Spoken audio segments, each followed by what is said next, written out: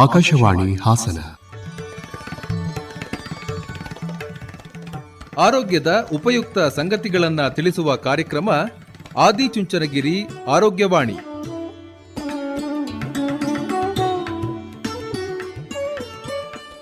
ಕೇಳಿ ಕಾರ್ಯಕ್ರಮ ಆದಿಚುಂಚನಗಿರಿ ಆರೋಗ್ಯವಾಣಿ.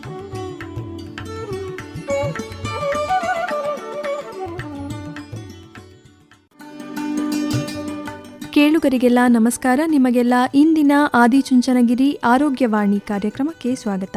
ಈ ಕಾರ್ಯಕ್ರಮದಲ್ಲಿ ಹರ್ನಿಯಾ ಕುರಿತಂತೆ ಮಾಹಿತಿಯನ್ನ ಕೇಳೋಣ. ಮಾಹಿತಿಯನ್ನ ಮಾಡಿಕೊಡಲಿದ್ದಾರೆ ಡಾಕ್ಟರ್ ಸುಶ್ರುತಾ. ಇವರೊಂದಿಗೆ ಸುಜಾತಾ ಎಫ್ ತಳವಾರ್.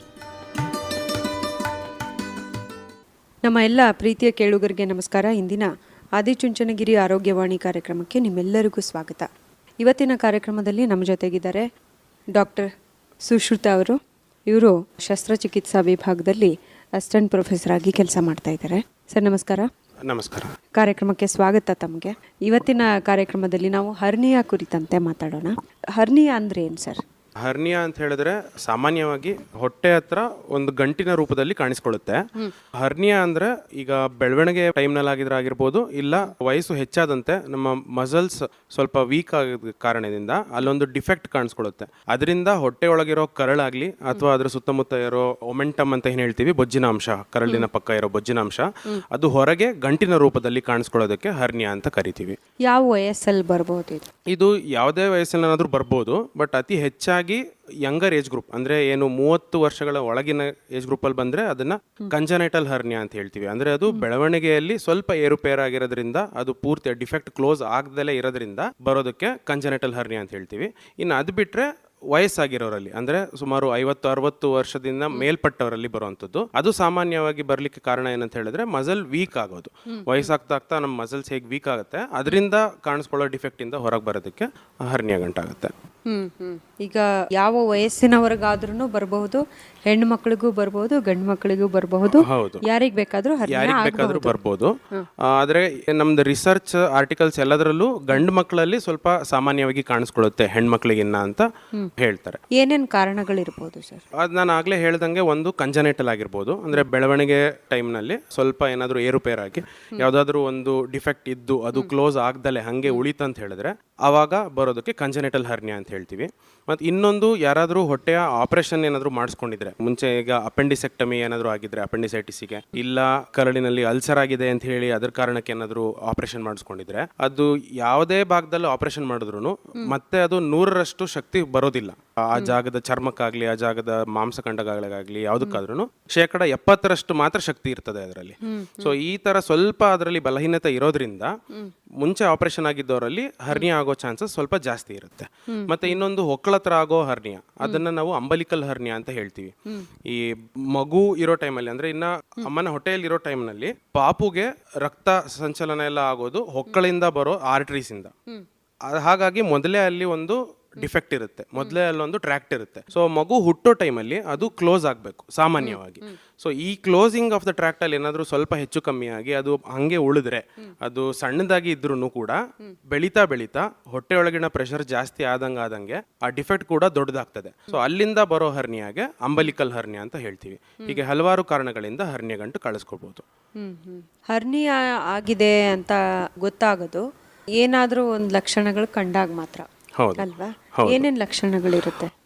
ಬಹಳ ಮುಖ್ಯವಾಗಿ ಇದು ಗಂಟಿನ ಹಾಗೆ ಕಾಣಿಸ್ಕೊಳ್ಳುತ್ತೆ. ಇದು ಎಲ್ಲಿ ಸಾಮಾನ್ಯವಾಗಿ ಕಾಣಿಸ್ಕೊಳ್ಳುತ್ತೆ ಅಂತ ಹೇಳಿದ್ರೆ, ಹೌದು, ಬಹಳ ಸಾಮಾನ್ಯವಾಗಿ ಇದು ತೊಡೆಯ ಮೇಲ್ಭಾಗದಲ್ಲಿ ಬರುತ್ತೆ ಗಂಟು. ಅಂದ್ರೆ ಹೊಟ್ಟೆಯ ಅತಿ ಕೆಳಭಾಗದಲ್ಲಿ ಅಥವಾ ತೊಡೆಯ ಮೇಲ್ಭಾಗದಲ್ಲಿ ಗಂಟು ಆಗಿ ಶುರುವಾಗಿದ್ದು ಅದು ಬೆಳೀತಾ ಬೆಳೀತಾ ದೊಡ್ಡದಾಗ್ತಾ ತೊಡೆಯ ಕೆಳಭಾಗದ ತನಕ ಬೆಳೀತಾ ಹೋಗುತ್ತೆ. ಮತ್ತೆ ಇದರದ್ದು ಇನ್ನೊಂದು ಮೇನ್ ಸ್ಪೆಷಲ್ ಕ್ಯಾರೆಕ್ಟರ್ ಅಂತ ಹೇಳಿದ್ರೆ, ಈ ಗಂಟು ಏನ್ ಬಂದಿರುತ್ತೆ, ಮನುಷ್ಯ ಮಲ್ಕೊಂಡ್ರೆ ಗಂಟು ಒಳಗೆ ಹೋಗುತ್ತೆ. ಮೊದಲು ಹರ್ನಿಯಾ ತುಂಬಾ ದೊಡ್ಡದಿಲ್ದೇ ಇದ್ದಾಗ ತುಂಬಾ ಸಣ್ಣದು, ಈಗ ಸ್ವಲ್ಪ ಅಷ್ಟೇ ಕರಳು ಹೊರಗೆ ಬರ್ತಿದೆ ಅಂತ ಹೇಳಿದ್ರೆ ಮಲಗಿದ ಕೂಡಲೇ ಅದು ಕರಳು ವಾಪಸ್ ಹೋಗುತ್ತೆ.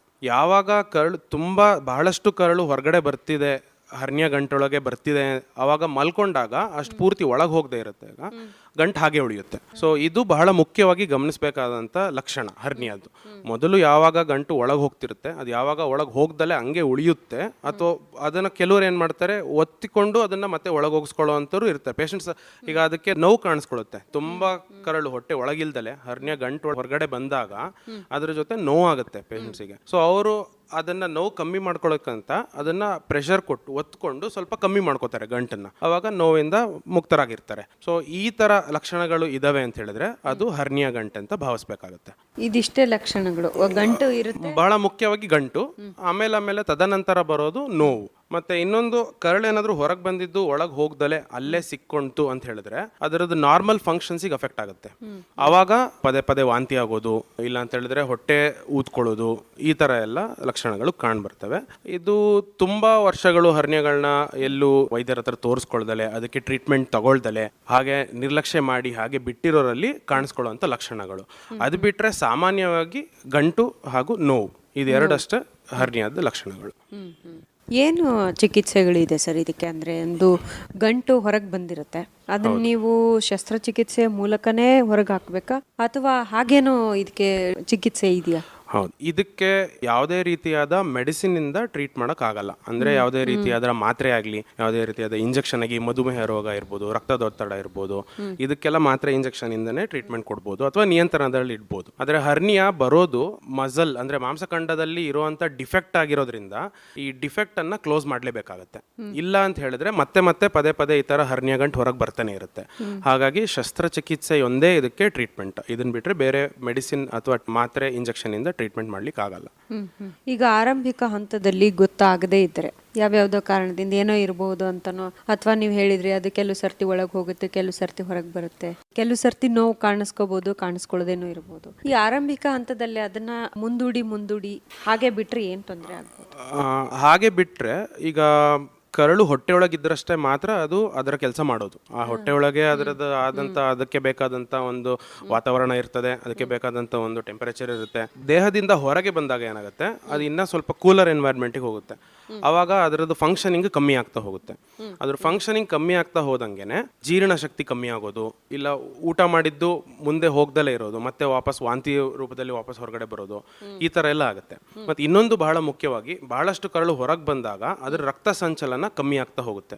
ರಕ್ತ ಸಂಚಲನ ಕಮ್ಮಿ ಆದಾಗ ಅದರಲ್ಲಿ ಗ್ಯಾಂಗ್ರೀನ್ ಅಂತ ಚೇಂಜಸ್ ಕಾಣ್ತಾ ಹೋಗುತ್ತೆ. ಈಗ ಹೇಗೆ ಕಾಲಲ್ಲಿ ಗ್ಯಾಂಗ್ರೀನ್ ಇನ್ಫೆಕ್ಷನ್ ಆಗುತ್ತೆ, ಆ ತರ ಕರಳಲ್ಲೂ ಕೂಡ ರಕ್ತ ಸಂಚಲನ ಕಮ್ಮಿ ಆದ್ರೆ ಅದರದ್ದು ಗ್ಯಾಂಗ್ರೀನ್ ಫಾರ್ಮೇಶನ್ ಆಗ್ತಾ ಹೋಗುತ್ತೆ. ದೇಹದಲ್ಲಿ ಎಲ್ಲೇ ಗ್ಯಾಂಗ್ರೀನ್ ಇದ್ರೂ ಕೂಡ ಅದು ಸತ್ವ ಇಲ್ಲದೆ ಇರೋದು ಅಥವಾ ಸತ್ತಿರುವಂತ ಟಿಶ್ಯೂ ತರ ಆಗಿರುತ್ತೆ. ಅದಾಗ ಇನ್ಫೆಕ್ಷನ್ಸ್ ಸ್ಟಾರ್ಟ್ ಆಗ್ಬೋದು ಅಲ್ಲಿ. ಸೊ ಆ ಇನ್ಫೆಕ್ಷನ್ ಒಂದ್ಸತಿ ಒಂದು ಕರಳಿನ ಭಾಗದಲ್ಲಿ ಸ್ಟಾರ್ಟ್ ಆದ್ರೆ ಅದು ಬೇರೆ ಕರಡೆಗೆ ಹರಡೋದು, ಇಡೀ ಹೊಟ್ಟೆಲೆಲ್ಲ ಸ್ವಲ್ಪ ಇನ್ಫೆಕ್ಷನ್ ಹರಡೋದು, ಕೀವು ತುಂಬಿಕೊಳ್ಳೋದು, ಈ ತರ ಅಂತ ಕಾಂಪ್ಲಿಕೇಶನ್ಸ್ ಆಗ್ಬೋದು ಹರ್ನಿಯಾ ಗಂಟನ್ನ ನಿರ್ಲಕ್ಷಿಸಿದ್ರೆ. ಹಾಗೆ ಬಿಟ್ರೆ ಅಂದ್ರೆ ಇದು ತುಂಬಾ ಜೀವಕ್ಕೆ ಅಪಾಯ ಆಗುವಂತ ಸ್ಥಿತಿನ ಹೇಗೆ ಸರ್? ಸಾಮಾನ್ಯವಾಗಿ ಮಾಡಿಸ್ಕೋಬಹುದಾ, ಅವ್ರಿಗೆ ಅನುಕೂಲ ಆದಾಗ ಮಾಡಿಸ್ಕೋಬಹುದಾ, ಇಲ್ಲ ತಕ್ಷಣನೇ ಇದಕ್ಕೆ ಚಿಕಿತ್ಸೆ ತಗೋಬಹುದಾ, ಹೇಗೆ? ಓಕೆ, ಸಾಮಾನ್ಯವಾಗಿ ಇದು ಜೀವಕ್ಕೆ ಅಪಾಯ ಆಗುವಂತ ಪರಿಸ್ಥಿತಿ ಏನಲ್ಲ. ಬಹಳ ಕಡಿಮೆ ಈ ತರ ಪರಿಸ್ಥಿತಿಗಳಾಗೋದು. ನನಗೆ ನಾ ಏನ್ ಹೇಳಿದೆ, ರಕ್ತ ಸಂಚಲನ ಕಮ್ಮಿ ಆಗೋದು, ಇಲ್ಲ ಅದು ಗ್ಯಾಂಗ್ರೀನ್ ಆಗೋದು, ಇನ್ಫೆಕ್ಷನ್ ಆಗೋದು, ಇದೆಲ್ಲ ಬಹಳ ಕಮ್ಮಿ. 100ರಲ್ಲಿ ಅಥವಾ 1000ರಲ್ಲಿ ಒಬ್ರಿಗಾಗುವಂತ ಪರಿಸ್ಥಿತಿ ಇದು. ಸಾಮಾನ್ಯವಾಗಿ ಇದನ್ನ ಅಪೆಂಡಿಕ್ಸ್ ಇನ್ಫೆಕ್ಷನ್ ಅಷ್ಟು ಎಮರ್ಜೆನ್ಸಿ ಅವಾಗಲೇ ಆಪರೇಷನ್ ಮಾಡಿಸ್ಬೇಕು ಅನ್ನೋ ಪರಿಸ್ಥಿತಿ ಅಲ್ಲ ಹರ್ನಿಯಾದ್ದು. ಸ್ವಲ್ಪ ಸಮಯ ತಗೊಂಡು ಸ್ವಲ್ಪ ಏನಾದರೂ ವ್ಯವಸ್ಥೆಗಳು ಮಾಡ್ಬೇಕಂದ್ರೆ ಅದನ್ನ ಮಾಡಿಕೊಂಡು ಆಪರೇಷನ್ ಮಾಡಿಸ್ಬೋದು. ಆದರೆ ಬಹಳಷ್ಟು ತಿಂಗಳ ಕಾಲ ಅಥವಾ ಬಹಳಷ್ಟು ವರ್ಷಗಳ ಕಾಲ ನಿರ್ಲಕ್ಷಿಸಿ ಟ್ರೀಟ್ಮೆಂಟ್ ಇಲ್ದಲೆ ಮ್ಯಾನೇಜ್ ಮಾಡೋಕ್ಕೆ ಆಗಲ್ಲ. ಅವಾಗ ನನಗೆ ಏನು ಹೇಳಿದೆ ಕಾಂಪ್ಲಿಕೇಶನ್ಸ್ ಅದೆಲ್ಲ ಕಾಣಿಸ್ಕೊಳ್ಳೋಕ್ಕೆ ಶುರು ಆಗುತ್ತೆ. ಇದೇ ದಿನ ಇವತ್ತೇ ಅಥವಾ ನಾಳೆನೇ ಆಪರೇಷನ್ ಮಾಡಿಸ್ಕೋಬೇಕು ಅನ್ನೋ ಥರದ್ದು ಅಲ್ಲ, ಬಟ್ ಅದನ್ನ ಹಾಗೇನೆ ಸುಮಾರು ತಿಂಗಳುಗಳಷ್ಟು ವರ್ಷಗಳಷ್ಟು ಕಾಲ ಬಿಡೋಕ್ಕೂ ಆಗೋದಿಲ್ಲ ಹರ್ನಿಯಾ ಗಂಟನ್ನು.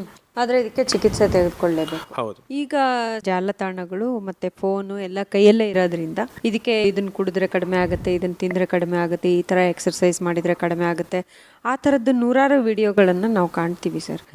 ಒಬ್ಬ ತಜ್ಞ ವೈದ್ಯರಾಗಿ ತಾವೇನು ಹೇಳ್ತೀರಾ ಈ ಥರದಕ್ಕೆ? ಅಂದ್ರೆ ಸ್ವಂತ ಔಷಧಿ ಮಾಡ್ಕೊಳ್ಳೋದು ಎಷ್ಟು ಸರಿ ಅಂತ? ಕೆಲವೊಂದು ರೋಗಗಳಿಗೆ ಕೆಲವೊಂದು ಮನೆಮದ್ದುಗಳು ಸರಿಯಾಗಿರ್ತವೆ. ಬಟ್ ಎಲ್ಲದಕ್ಕೂ ಹಾಗೆ ಮನೆಮದ್ದುಗಳು ಕೆಲಸ ಮಾಡೋದಿಲ್ಲ. ಅದರಲ್ಲಿ ಹರ್ನಿಯಾ ಗಂಟು ಕೂಡ ಒಂದು. ನಾನು ಆಗಲೇ ಹೇಳ್ದಂಗೆ ಯಾವುದೇ ರೀತಿಯಾದ ಮಾತ್ರೆ, ಯಾವುದೇ ರೀತಿಯಾದ ಇಂಜೆಕ್ಷನ್, ಯಾವುದೇ ರೀತಿಯಾದ ಎಕ್ಸಸೈಸ್, ಆಹಾರ ಪದ್ಧತಿ ಬದಲಿಸೋದಿಂದಾಗ್ಲಿ, ಜೀವನ ಶೈಲಿ ಬದಲಿಸೋದಿಂದಾಗ್ಲಿ, ಈ ಥರದ್ರಿಂದ ಹರ್ನಿಯಾ ಒಬ್ರಿಗೆ ಬಂದಿದೆ ಅಂದರೆ ಅದನ್ನು ಹೋಗ್ಲಾಕ್ಸಿಕ್ಕಾಗಲ್ಲ. ಟ್ರೀಟ್ಮೆಂಟ್ ಕೊಡಬೇಕು ಅಂದರೆ ಅದಕ್ಕೆ ಶಸ್ತ್ರಚಿಕಿತ್ಸೆಯೇ ಬೇಕು, ಅದಕ್ಕೆ ಆಪರೇಷನ್ ಮಾಡಲೇಬೇಕಾಗತ್ತೆ. ಈ ಥರ ಆಹಾರ ಪದ್ಧತಿ ಬದಲಿಸೋದು, ಜೀವನ ಶೈಲಿ ಬದಲಿಸೋದು, ಇದರಿಂದ ಹರ್ನಿಯಾ ಕಮ್ಮಿ ಆಗುತ್ತೆ ಅನ್ನೋದು ನನಗೆ ತಿಳಿದ ಮಟ್ಟಿಗೆ ತಪ್ಪು ಮಾಹಿತಿಗಳಾಗಿರ್ತವೆ. ಸರ್, ಕೆಲವು ಕೇಸ್ಗಳನ್ನು ನಾನೆಲ್ಲೋ ಓದಿದ್ದೆ, ಆರ್ಟಿಕಲ್ ಓದಿದ್ದೆ. ಈ ಚಿಕ್ಕ ಮಕ್ಕಳಲ್ಲಿ ಬರುತ್ತಲ್ಲ ಸರ್, ಅದು ಅತಿಯಾದ ಕೊಬ್ಬಿನಿಂದ ಬರುತ್ತೆ ಅಥವಾ ಅತಿಯಾದ ತೂಕ ಹೊಂದಿರೋರಿಗೆ ಬರುತ್ತೆ ಅಂತ ಹೇಳ್ತಾರಲ್ಲ, ಅದು ನಿಜಾನ? ಅಂದರೆ ಚಿಕ್ಕ ಮಕ್ಕಳಲ್ಲಿ ಬರೋದು ನಾನು ಆಗಲೇ ಹೇಳ್ದಂಗೆ ಅದು ಕಂಜನೈಟಲ್ ಹರ್ನಿಯಾ ಅಂತ ಹೇಳಿ. ಬೆಳವಣಿಗೆಯ ಟೈಮಲ್ಲಿ ಸ್ವಲ್ಪ ಕಮ್ಯುನಿಕೇಷನ್ಸ್ ಇರ್ತವೆ, ಈಗ ಒಂದಕ್ಕೊಂದು ಕಮ್ಯುನಿಕೇಷನ್ಸ್ ಇರ್ತವೆ. ಅದು ಮಗು ಹುಟ್ಟಿದ ಕೂಡಲೇ ಕ್ಲೋಸ್ ಆಗಬೇಕು. ಅದು ಕ್ಲೋಸ್ ಆಗದೆ ಇರೋದ್ರಿಂದ ಕೆಲವು ಸತಿ ಹರ್ನಿಯಾ ಗಂಟುಗಳು ಕಾಣಿಸ್ಕೋತವೆ. ಎಷ್ಟು ವಯಸ್ಸಿನವ್ರಿಗೆ ಅದು? ಅದು ಚಿಕ್ಕ ಮಕ್ಕಳಿಂದ 1 ತಿಂಗಳ ಪಾಪುನಲ್ಲೂ ಹರ್ನಿಯಾ ಗಂಟು ಕಾಣಿಸ್ಕೋಬಹುದು. ಬಟ್ ಅದಕ್ಕೆ ಶಸ್ತ್ರಚಿಕಿತ್ಸೆ ಎಲ್ಲ ಬೇಕಾಗೋದಿಲ್ಲ. ಅದು 2 ವರ್ಷದ ಬೆಳವಣಿಗೆ ತನಕ ವೆಯ್ಟ್ ಮಾಡಿ ನೋಡ್ಬೋದು. ಅದು ಕ್ಲೋಸ್ ಆಗಕ್ಕೆ ನಾವು ಟೈಮ್ ಕೊಡಬೇಕಾಗತ್ತೆ. 2 ವರ್ಷದ ತನಕನೂ ಸಾಮಾನ್ಯವಾಗಿ ಕ್ಲೋಸ್ ಆಗುತ್ತೆ. ಸುಮಾರು ಒಂದು 99% ಜನರಲ್ಲಿ ಅದು ಕ್ಲೋಸ್ ಆಗುತ್ತೆ. 2 ವರ್ಷದ ನಂತರನೂ ಅದು ಕ್ಲೋಸ್ ಆಗಲಿಲ್ಲ ಅಂತ ಹೇಳಿದ್ರೆ ಅವಾಗ ಟ್ರೀಟ್ಮೆಂಟ್ ಕೊಡಬೇಕಾಗುತ್ತೆ. ಯಾಕಂದ್ರೆ 2 ವರ್ಷದ ತನಕ ಕ್ಲೋಸ್ ಆಗಲಿಲ್ಲ ಅಂದ್ರೆ ಅದರ ನಂತರನೂ ಕ್ಲೋಸ್ ಆಗೋ ಪ್ರಾಬಬಿಲಿಟಿ ತುಂಬಾ ಕಮ್ಮಿ ಇರುತ್ತೆ. ಅವಾಗ ಶಸ್ತ್ರಚಿಕಿತ್ಸೆ ಬೇಕಾಗುತ್ತೆ. ಹಾಗಾಗಿ ಅತಿ ಸಣ್ಣ ವಯಸ್ಸಿನಲ್ಲಿ 2 ವರ್ಷದ ಒಳಗೆ, 1 ವರ್ಷದ ಒಳಗೆ ಅಂತ ಮಗುವಿನಲ್ಲಿ ಈ ತರ ಏನಾದರೂ ಹರ್ನಿಯಾ ಗಂಟು ಏನಾದರೂ ಕಾಣಿಸ್ಕೊಂಡ್ರೆ ಅದಕ್ಕೆ ನಾವು ಸ್ವಲ್ಪ ವೆಯ್ಟ್ ಮಾಡಿ ನೋಡ್ಬೋದು. ನೀವು ಹೇಳಿದ್ರಿ ಇದಕ್ಕೆ ಯಾವುದೇ ಮಾತ್ರೆ ಅಥವಾ ಇಂಜೆಕ್ಷನ್ಸ್ ಇಂದ ಹರ್ನಿಯಾನ ಕಡಿಮೆ ಮಾಡಕ್ ಆಗೋದಿಲ್ಲ. ಹೌದು. ಅದಕ್ಕೆ ಶಸ್ತ್ರಚಿಕಿತ್ಸೆನ ಮಾಡಿಸ್ಲೇಬೇಕು. ಹೌದು. ಶಸ್ತ್ರಚಿಕಿತ್ಸೆ ಬಹಳ ಸುಲಭದ, ತುಂಬಾ ದೊಡ್ಡ ಶಸ್ತ್ರಚಿಕಿತ್ಸೆನ ತುಂಬಾ ಜಾಗರೂಕರಾಗಿರ್ಬೇಕಾ, ಹೇಗೆ? ಇಲ್ಲ, ಇದು ಆ ಥರವಾದ ಯಾವುದೇ ಮೇಜರ್ ಆಪರೇಷನ್ ಅಂತ ಹೇಳ್ತಾರಲ್ಲ ಆ ಥರದ್ದೇನಲ್ಲ. ಇದು ಸಾಮಾನ್ಯವಾಗಿ ಎಲ್ಲ ಕಡೆ ನಡೆಯುವಂಥ ಶಸ್ತ್ರಚಿಕಿತ್ಸೆ. ಈಗ ನಾವು ಸರ್ಜರಿ ಟ್ರೈನಿಂಗ್ ಅಂದರೆ ಪೋಸ್ಟ್ ಗ್ರಾಜುಯೇಷನ್ ಏನು ಮಾಡ್ತೀವಿ ಅದರಲ್ಲಿ ಸಾಮಾನ್ಯವಾಗಿ ನಮಗೆ ಮೊದಲು ಕಲಿಯೋ ಆಪರೇಷನ್ನೇ ಹರ್ನಿಯಾ ಮತ್ತು ಅಪೆಂಡಿಕ್ಸ್. ಅಷ್ಟು ಸಾಮಾನ್ಯವಾಗಿ ಮಾಡುವಂಥದ್ದು. ಮತ್ತೆ ಸ್ವಲ್ಪ ಸಣ್ಣ ಆಪರೇಷನ್, ಮೈನರ್ ಪ್ರೊಸೀಜರ್ ಅಂತ ಏನು ಹೇಳ್ತೀವಿ ಅಂತ ಪ್ರೊಸೀಜರೇ. ಈಗ ನಾನು ಕಾಂಪ್ಲಿಕೇಶನ್ಸ್ ಅಂತ ಏನು ಹೇಳಿದೆ, ಗ್ಯಾಂಗ್ರೀನ್ ಆಗಿರೋಂಥದ್ದಾಗಲಿ ಅಥವಾ ರಕ್ತ ಸಂಚಲನ ಕಮ್ಮಿ ಆಗಿರೋಂಥದ್ದಲ್ಲಿ ಅದೆಲ್ಲ ಸ್ವಲ್ಪ ಮೇಜರ್ ಆಪರೇಷನ್ ಆಗ್ಬಹುದು. ಬಟ್ ಸಾಮಾನ್ಯವಾಗಿ 99% ಭಾಗ ಎಲ್ಲ ಮೈನರ್ ಪ್ರೊಸೀಜರ್ಸ್ ಆಗೇನೆ ಆಗುವಂಥ ಶಸ್ತ್ರಚಿಕಿತ್ಸೆ ಹರ್ನಿಯಾದ್ದು. ಶಸ್ತ್ರಚಿಕಿತ್ಸೆಯ ನಂತರ ಮತ್ತೆ ಬರೋ ಸಂದರ್ಭಗಳಿರುತ್ತೆ? ಹೌದು, ಇದು ಬರೋ ಸಾಧ್ಯತೆ ಇರುತ್ತೆ, ಆದರೆ ಅತಿ ಕಡಿಮೆ. ಅಂದರೆ ಲೆಸ್ ದ್ಯಾನ್ 1% ಅಂತ ನಮ್ದು ಎಲ್ಲ ಎಷ್ಟೊಂದು ಸ್ಟಡೀಸಲ್ಲಿ ಪ್ರೂವ್ ಆಗಿದೆ. ಈ ಶಸ್ತ್ರಚಿಕಿತ್ಸೆಯಲ್ಲಿ ಏನು ಮಾಡ್ತೀವಿ ಅಂತ ಹೇಳಿದ್ರೆ, ನಾ ಆಗಲೇ ಹೇಳ್ದಂಗೆ ಹೊರಗಡೆ ಏನು ಗಂಟಾಗಿ ಕಾಣಿಸ್ಕೊಂಡಿರುತ್ತೆ ಕರಳು, ಅದನ್ನು ವಾಪಸ್ಸು ಒಳಗೆ ಹೊಟ್ಟೆ ಒಳಗಡೆ ಮತ್ತೆ ಪ್ಲೇಸ್ ಮಾಡಿ ಅಲ್ಲಿ ಡಿಫೆಕ್ಟ್ ಏನಿರುತ್ತೆ ಅದನ್ನ ಕ್ಲೋಸ್ ಮಾಡ್ತೀವಿ. ಅದನ್ನ ಸೂಚರ್ಸ್ ಅಂದ್ರೆ ಹೊಲಿಗೆಯಿಂದ ಕ್ಲೋಸ್ ಮಾಡ್ತೀವಿ. ಬರೀ ಅದು ಮಾಡೋದಷ್ಟೇ ಅಲ್ದಲೆ ಅದ್ರ ಮೇಲ್ಗಡೆ ಒಂದು ಮೆಶ್, ಅಂದ್ರೆ ಈಗ ಸೊಳ್ಳೆ ಪರದೆ ಯಾವ ತರ ಇರುತ್ತೆ ಆ ತರದ್ದೇ ಒಂದು ಮೆಡಿಕಲ್ ಮೆಶ್ ಸಿಗುತ್ತೆ. ಅದನ್ನ ಅದ್ರ ಮೇಲೆ ಪ್ಲೇಸ್ ಮಾಡ್ತೀವಿ. ಇದು ಏನಕ್ಕೆ ಮಾಡ್ತೀವಿ ಅಂತ ಹೇಳಿದ್ರೆ, ಅಕಸ್ಮಾತ್ ಆಗಿ ನಾವು ಹಾಕಿರೋ ಹೊಲಿಗೆ ಏನಾದ್ರೂ ಲೂಸ್ ಆಯ್ತು, ಇಲ್ಲ ಬಿಟ್ಕೊಂಡೋಯ್ತು, ಇಲ್ಲ ಮತ್ತಷ್ಟು ಬಲಹೀನತೆ ಆಯ್ತು, ಮಸಲ್ಸ್ ಇನ್ನ ವೀಕ್ ಆಯ್ತು ಅಂತ ಹೇಳಿದ್ರು ಈ ಮೆಶ್ ಅದನ್ನ ಕವರ್ ಮಾಡುತ್ತೆ. ಅದಕ್ಕೆ ಸ್ವಲ್ಪ ಶಕ್ತಿ ಕೊಡುತ್ತೆ, ಸ್ಟ್ರೆಂಥನ್ ಮಾಡುತ್ತೆ ಆ ಮಸಲ್ ಬೆಡ್ ಅನ್ನ. ಸೊ ಇದು 2 ತರ ಸ್ಟ್ರೆಂಥನಿಂಗ್ ಮಾಡ್ದಂಗೆ ಆಯ್ತು. ಒಂದು ಆ ಡಿಫೆಕ್ಟ್ ನ ಕ್ಲೋಸ್ ಮಾಡಿದ್ದು ಆಯ್ತು, ಅದ್ರ ಮೇಲ್ಗಡೆ ರೀಇನ್ಫೋರ್ಸ್ಮೆಂಟ್ ಮಾಡಿದ್ದು ಆಯ್ತು ಮೆಶ್ ಮುಖಾಂತರ, ಮತ್ತಷ್ಟು ಶಕ್ತಿಯನ್ನು ಕೊಟ್ಟಂಗಾಯ್ತು. ಸೊ ಹೀಗಾಗಿ ಮತ್ತೆ ಹರ್ನಿಯಾ ಬರುವಂತ ಪ್ರಾಬಬಿಲಿಟಿ ಲೆಸ್ ದನ್ 1% ಇರುತ್ತೆ, ತುಂಬಾ ಕಡಿಮೆ ಇರುತ್ತೆ. ಹೌದು. ಶಸ್ತ್ರಚಿಕಿತ್ಸೆಯ ನಂತರ ಅವರ ಜೀವನ ಶೈಲಿ ಮತ್ತೆ ಆಹಾರ ಪದ್ಧತಿ ಹೇಗಿರ್ಬೇಕು ಸರ್? ಇದಕ್ಕೆ ಮತ್ತೆ ಆಹಾರ ಪದ್ಧತಿಗೆ ಏನಾದ್ರೂ ಸಂಬಂಧ ಇದೆಯಾ ಹರ್ನಿಯಾ? ಹೌದು, ಖಂಡಿತ ಇದೆ. ಈ ಹರ್ನಿಯಾ ಬರೋದಕ್ಕೆ ಇನ್ನೊಂದು ಕಾರಣ ಅಂತ ಹೇಳಿದ್ರೆ, ಹೊಟ್ಟೆಯೊಳಗಡೆ ಯಾವಾಗ ಪ್ರೆಷರ್, ಒತ್ತಡ ಜಾಸ್ತಿ ಆಗ್ತಾ ಇರುತ್ತೆ, ಅದು 1-2 ದಿನಗಳಷ್ಟಲ್ಲ, ಸುಮಾರು ತಿಂಗಳುಗಳಷ್ಟು ಕಾಲ, ವರ್ಷಗಳಷ್ಟು ಕಾಲ ಪ್ರೆಷರ್ ಜಾಸ್ತಿ ಆದಷ್ಟು ಹರ್ನಿಯಾ ಬೆಳವಣಿಗೆ ಜಾಸ್ತಿ ಆಗುತ್ತೆ. ಪ್ರೆಷರ್ ಯಾಕೆ ಜಾಸ್ತಿ ಆಗುತ್ತೆ? ಈಗ ಯಾರಾದರೂ ಅಸ್ತಮಾ ಪೇಷಂಟ್ ಇರ್ತಾರೆ ಅಂತ ಅನ್ಕೊಳ್ಳಿ. ಈಗ ಮನುಷ್ಯ ಯಾವಾಗಲಾದ್ರೂ ಕೆಮ್ಮಿದಾಗ ಹೊಟ್ಟೆ ಒಳಗಡೆ ಒತ್ತಡ ಜಾಸ್ತಿ ಆಗುತ್ತೆ. ಸೊ ಈಗ ಅಸ್ತಮಾ ಪೇಷಂಟ್ ಇದ್ದಾರೆ ಅಂದ್ರೆ ಅವರಿಗೆ ಉಸಿರಾಟದ ತೊಂದರೆ ಇದ್ದೇ ಇರುತ್ತೆ ಮುಂಚೆ. ಇನ್ನೊಂದು ಎಕ್ಸಾಂಪಲ್ ಅಂದ್ರೆ ಕ್ಷಯ ರೋಗ, ಅವರಲ್ಲಿ ಟ್ರೀಟ್ಮೆಂಟ್ 6 ತಿಂಗಳ ಕಾಲ ಹೋಗುತ್ತೆ. ಅದರಲ್ಲೂ ಯಾವುದಾದ್ರೂ ಒಂದು ರೆಸಿಸ್ಟೆನ್ಸ್ ಬಂದ್ರೆ 9 ತಿಂಗಳು, 1 ವರ್ಷ ತನಕ ಎಲ್ಲ ಹೋಗುತ್ತೆ. ಸೊ ಇಷ್ಟು ದೀರ್ಘ ಕಾಲದಲ್ಲಿ ಅವರು ಕೆಮ್ಮಿದಾಗೆಲ್ಲ ಹೊಟ್ಟೆ ಒಳಗಡೆ ಪ್ರೆಷರ್ ಜಾಸ್ತಿ ಆಗ್ತಾ ಇರುತ್ತೆ, ಒತ್ತಡ ಜಾಸ್ತಿ ಆಗ್ತಾ ಇರುತ್ತೆ. ಸೊ ಇದರಿಂದ ಎಲ್ಲಿ ವೀಕ್ ಇರುತ್ತೋ ಮಸಲ್, ಅಲ್ಲಿ ಡಿಫೆಕ್ಟ್ ಆಗಿ ಅಲ್ಲಿಂದ ಹರ್ನಿಯಾ ಗಂಟು ಬರೋ ಸಾಧ್ಯತೆ ಇರುತ್ತೆ. ಹಾಗೆಯೇ ದೀರ್ಘಕಾಲದ ಮಲಬದ್ಧತೆ, ಯಾವಾಗ ತುಂಬಾ ಪ್ರೆಷರ್ ಹಾಕಿ ಅವ್ರು ಅದನ್ನ ಕ್ಲಿಯರ್ ಮಾಡಕ್ ಟ್ರೈ ಮಾಡ್ತಿರ್ತಾರೆ, ಅವಾಗ ಹೊಟ್ಟೆ ಒಳಗಡೆನೂ ಒತ್ತಡ ಜಾಸ್ತಿ ಆಗ್ತಿರುತ್ತೆ. ಇಲ್ಲ ಗಂಡಸರಲ್ಲಿ ವಯಸ್ಸಾದಂತೆ ಪ್ರಾಸ್ಟೇಟ್ ಅಂತ ಒಂದು ಗ್ರಂಥ ಇರುತ್ತೆ, ಅದು ವಯಸ್ಸಾಗ್ತಾ ಆಗ್ತಾ ಕೆಲವರಲ್ಲಿ ದಪ್ಪ ಆಗುತ್ತೆ. ಆ ದಪ್ಪ ಆಗಿದಾಗ ಅವರು ಮೂತ್ರ ವಿಸರ್ಜನೆ ಮಾಡೋ ಟೈಮಲ್ಲಿ ಸ್ವಲ್ಪ ಪ್ರೆಷರ್ ಹಾಕಿ ಮಾಡಬೇಕಾಗುತ್ತೆ, ಅಲ್ಲಿ ಸ್ವಲ್ಪ ಬ್ಲಾಕೇಜ್ ಥರ ಮಾಡ್ತಿರುತ್ತೆ ಅದು.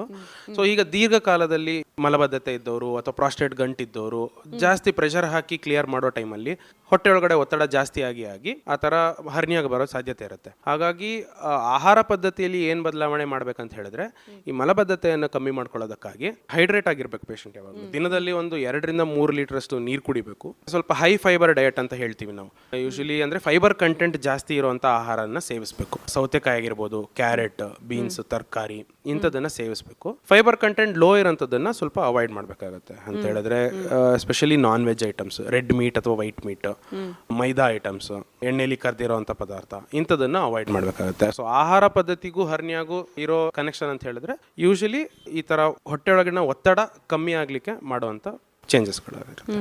ಗ್ಯಾಸ್ಟ್ರೈಟಿಸ್ ಇದ್ದವ್ರಿಗೆ ಹರ್ನಿಯಾ ಆಗೋ ಸಂಭವ ಹೆಚ್ಚಾ? ಇಲ್ಲ, ಗ್ಯಾಸ್ಟ್ರೈಟಿಸ್ ಅನ್ನೋದು ಅದು ಹೊಟ್ಟೆಯೊಳಗಿನ ಆ್ಯಸಿಡ್ ಉತ್ಪಾದನೆ ಜಾಸ್ತಿಯಾಗಿ ಆಗುವಂಥದ್ದು. ಅದರಿಂದ ಹೊಟ್ಟೆಯೊಳಗಡೆ ಒತ್ತಡ ಯಾವುದೇ ಕಾರಣಕ್ಕೂ ಜಾಸ್ತಿ ಆಗಲ್ಲ. ಹಾಗಾಗಿ ಆಸಿಡ್ ಜಾಸ್ತಿ ಆಗೋದ್ರಿಂದ ಹರ್ನಿಯಾ ಬರೋ ಸಾಧ್ಯತೆಗಳು ಆಗೋದಿಲ್ಲ, ತುಂಬಾ ಕಡಿಮೆ. ಹೊಟ್ಟೆ ಮೇಲೆ ಒತ್ತಡವನ್ನ ಕಡಿಮೆ ಮಾಡಿ. ಈಗ ಕೆಲವರು ಕೆಲಸದಲ್ಲಿ ತುಂಬಾ ಭಾರವಾದ ವಸ್ತುಗಳನ್ನ ರೆಗ್ಯುಲರ್ಲಿ ಎತ್ತಿಡುವಂತ ಕೆಲಸಗಳಾಗಿರ್ಬೋದು, ಇಲ್ಲ ಹೊರುವಂತ ಕೆಲಸಗಳಾಗಿರ್ಬೋದು, ಇಂಥದ್ದು ಮಾಡ್ತಾನೆ ಇರಬೇಕಾಗುತ್ತೆ. ಈ ಸಮಯದಲ್ಲೂ ಅವ್ರಿಗೆ ಹೊಟ್ಟೆ ಒಳಗಡೆ ಒತ್ತಡ ಜಾಸ್ತಿ ಆಗುತ್ತೆ. ಸೊ ಹಾಗಾಗಿ ಅದರಿಂದನೂ ಕೂಡ ಹರ್ನಿಯಾಗಳು ಬರಬಹುದು. ನಾವು ಯೂಶಲಿ ಶಸ್ತ್ರಚಿಕಿತ್ಸೆ ಅಂದ್ರೆ ಆಪರೇಷನ್ ಆದ್ಮೇಲೆ ಪೇಷಂಟ್ಸಿಗೆ ಜನರಲ್ ಅಡ್ವೈಸ್ ಏನ್ ಕೊಡ್ತೀವಿ ಅಂತ ಹೇಳಿದ್ರೆ, ಒಂದು 3 ತಿಂಗಳ ಕಾಲ ಈ ಥರದ್ದೇನು ಮಾಡಬೇಡಿ. ಜಾಸ್ತಿ ಭಾರ ಎತ್ತೋಂಥ ಕೆಲಸ ಆಗಲಿ ಅಥವಾ ಫುಡ್ ಡಯಟ್ ಹ್ಯಾಬಿಟ್ಸ್, ನಾನು ಈಗ ಇಲ್ಲಿ ತನಕ ಏನು ಹೇಳಿದೆ ಇದನ್ನ ಫಾಲೋ ಮಾಡೋದಾಗಲಿ, ಈ ಥರದನ್ನ ಜನರಲ್ ಅಡ್ವೈಸ್ ಕೊಡ್ತೀವಿ. ಯಾಕಂದ್ರೆ ಒಂದು ಗಾಯ ವಾಸಿಯಾಗೋದಕ್ಕೆ 3 ತಿಂಗಳ ಕಾಲ ಬೇಕು. ನಮಗೆ ಕಣ್ಣಿಗೆ ಕಾಣಿಸೋ ಹಂಗೆ ಅದು 1 ವಾರ 10 ದಿನದೊಳಗಡೆ ಮಾದಿರುತ್ತೆ.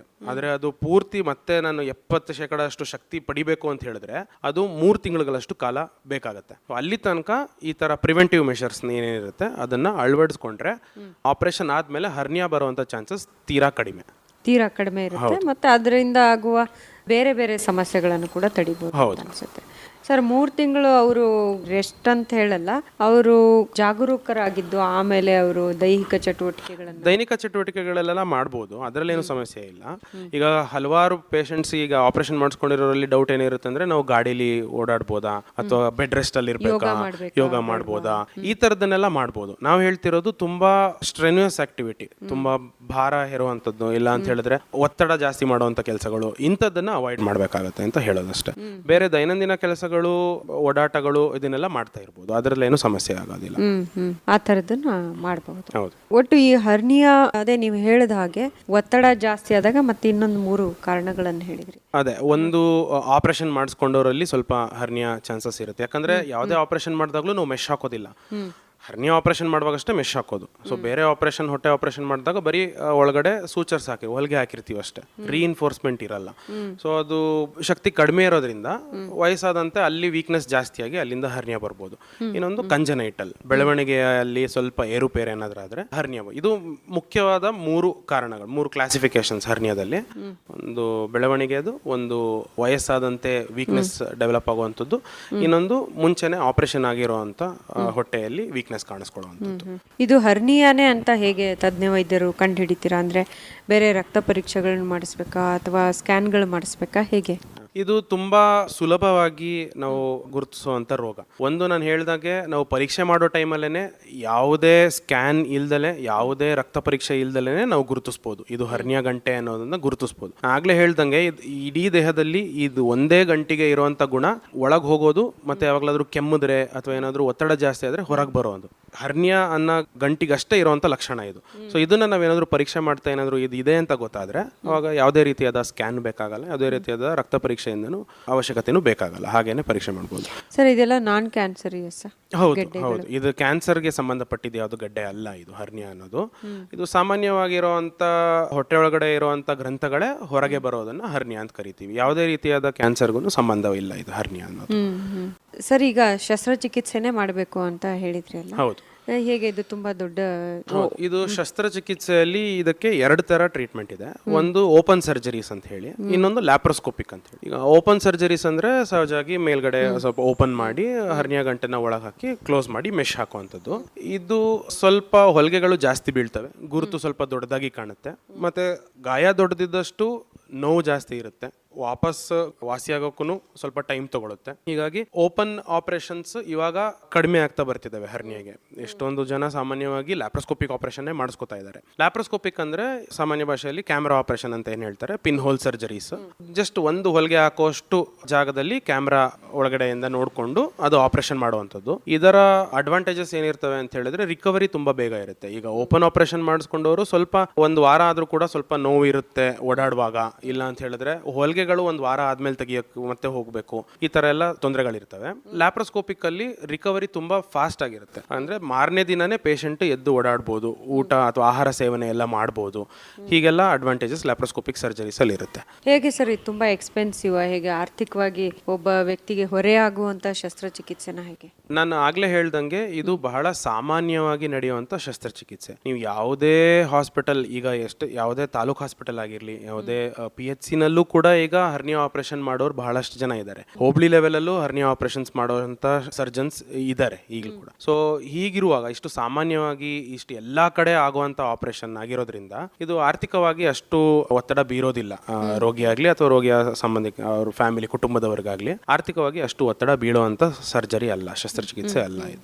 ಈ ಆದಿಚುಂಚನಗಿರಿ ಆಸ್ಪತ್ರೆನಲ್ಲೂ BPL ಕಾರ್ಡ್ ಇರೋರಿಗೆಲ್ಲ ಫ್ರೀ ಮಾಡ್ತೀರಾ ಹೇಗೆ? ಹೌದು, BPL ಕಾರ್ಡ್ ಒಂದೇ ಅಲ್ಲ, ಬೇರೆ ಯಶಸ್ವಿನಿ ಕಾರ್ಡ್ಗಳಿರ್ತವೆ, ಇಲ್ಲ ಬೇರೆ ಸಂಘಗಳ ಕಾರ್ಡ್ಗಳಿರ್ತವೆ. ಈಗ ಧರ್ಮಸ್ಥಳ ಸಂಘ ಕಾರ್ಡ್ ಇರುತ್ತೆ, ಅಥವಾ ಬೇರೆ ಬೇರೆ ಸಂಘಗಳ ಕಾರ್ಡ್ಗಳಿರುತ್ತೆ. ಈ ಹರ್ನಿಯಾ ಬಹಳ ಸಾಮಾನ್ಯವಾಗಿ ಕಾಣಿಸ್ಕೊಳ್ಳೋ ರೋಗಗಳಿಂದಾಗಿ ಎಲ್ಲಾ ತರದ ಸಂಘಗಳ ಕಾರ್ಡ್ ಸ್ಕೀಮ್ಗಳಲ್ಲಿ ಹರ್ನಿಯಾನ ಅಳವಡಿಸ್ಕೊಂಡಿದ್ದಾರೆ. ಸೊ ಹಾಗಾಗಿ ಆಲ್ಮೋಸ್ಟ್ ಒಂದು 50-60% ಅಷ್ಟು ಸ್ಕೀಮ್ ಇಂದನೇ ಕವರ್ ಆಗೋದ್ರಿಂದ ಇನ್ ಮಿಕ್ಕಿದಷ್ಟು ಸ್ವಲ್ಪ ಒಂದು ಇಂಜೆಕ್ಷನ್ಸ್ ಅಥವಾ ಮಾತ್ರೆಗಳಿಗಷ್ಟೇ ರೋಗಿ ದುಡ್ಡನ್ನು ಖರ್ಚು ಮಾಡಬೇಕಾಗುತ್ತೆ. ಹೌದು, ಕಡಿಮೆ ಖರ್ಚಲ್ಲಿ ನೆಮ್ಮದಿ, ಅತಿ ಕಡಿಮೆ ಖರ್ಚಲ್ಲಿ ಹರ್ನಿಯಾ ಆಪರೇಷನ್ಗಳು ನಡೆಸ್ಕೊಡ್ತಿದೀವಿ ನಾವಿಲ್ಲಿ. ಮತ್ತೆ ಆಪರೇಷನ್ ಒಂದ್ ಸರ್ತಿ ಆದ್ಮೇಲೆ ಇದು ಬರೋ ಚಾನ್ಸಸ್ ಅಂತೂ ನೀವು ಹೇಳಿದ್ರೆ ಲೆಸ್ ದನ್ 1%, ಅತಿ ಕಡಿಮೆ.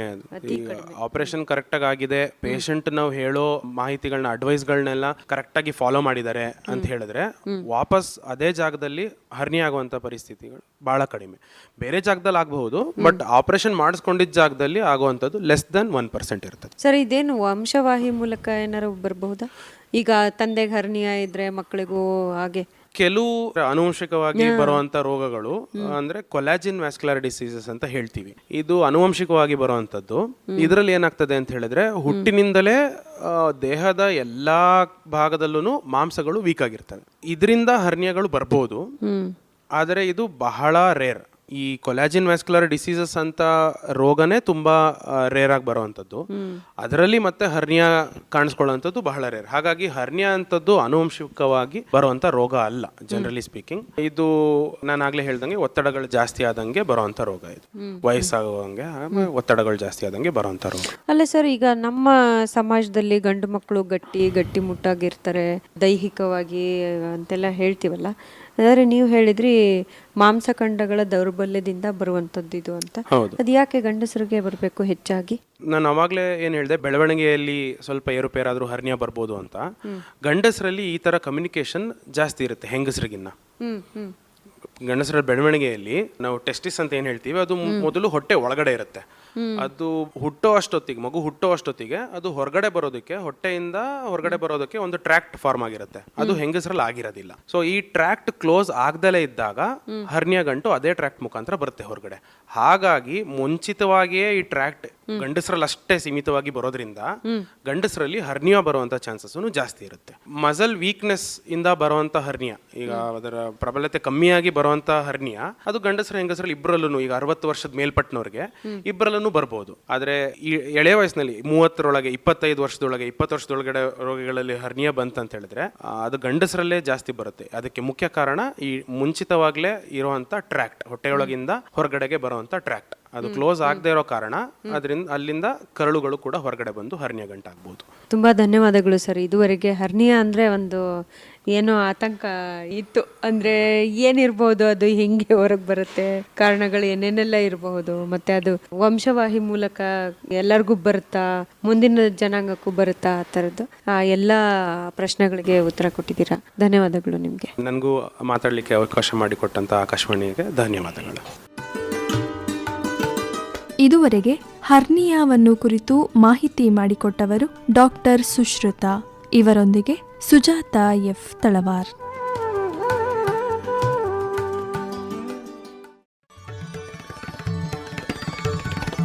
ಇದುವರೆಗೆ ಆರೋಗ್ಯದ ಉಪಯುಕ್ತ ಸಂಗತಿಗಳನ್ನು ತಿಳಿಸುವ ಕಾರ್ಯಕ್ರಮ ಆದಿಚುಂಚನಗಿರಿ ಆರೋಗ್ಯವಾಣಿ ಕೇಳಿದಿರಿ. ಕಾರ್ಯಕ್ರಮದ ನಿರ್ಮಾಣ ಸುಜಾತ ಎಫ್ ತಳವಾರ್. ಇದು ಹಾಸನ ಆಕಾಶವಾಣಿಯಿಂದ ಮೂಡಿಬಂತು.